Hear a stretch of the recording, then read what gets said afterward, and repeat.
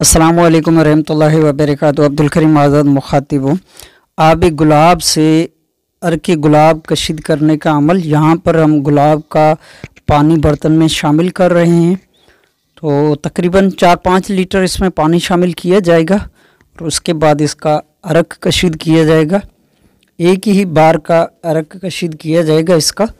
तो ये अर्क हम इस्तेमाल करेंगे सलाया मरवारीद में, यानी कि सच्चे मोती को खरल करेंगे इस अर्क गुलाब से, जो कि गुलाब के पानी से अर्क निकाला जाएगा।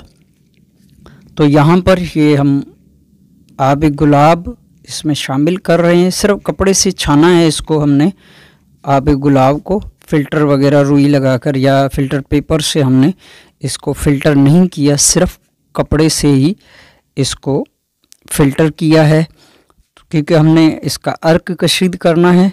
तो यहाँ पर ये आब गुलाब इसमें शामिल करके फिर हम इसका अर्क कशीद करेंगे। ये इंतहाई बेहतरीन अर्क होता है। एक ही बार का अर्क आप अगर एक मरतबा इसका अर्क कशीद करेंगे तो इंतहाई लाजवाब रिज़ल्ट का हामिल इसका अर्क निकलता है।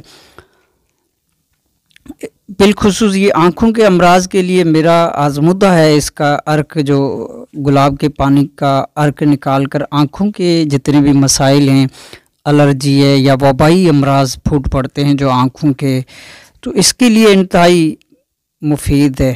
पहली मरतबा के इस्तेमाल से आँखों के एलर्जी हो या दर्द हो उसमें खातिर खा फाका होता है। तो यहाँ पर अमल शुरू हो चुका है।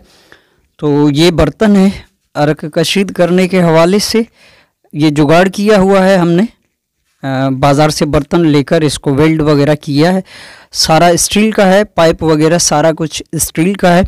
तो ये नल है, इसमें हम रुई लगा देंगे अभी क्योंकि इब्तदाई मरहला है। तो यहाँ पर अर्क का अमल स्टार्ट हो चुका है। तो जो नली है इसकी पाइप की, इसमें हम रुई लगा देंगे।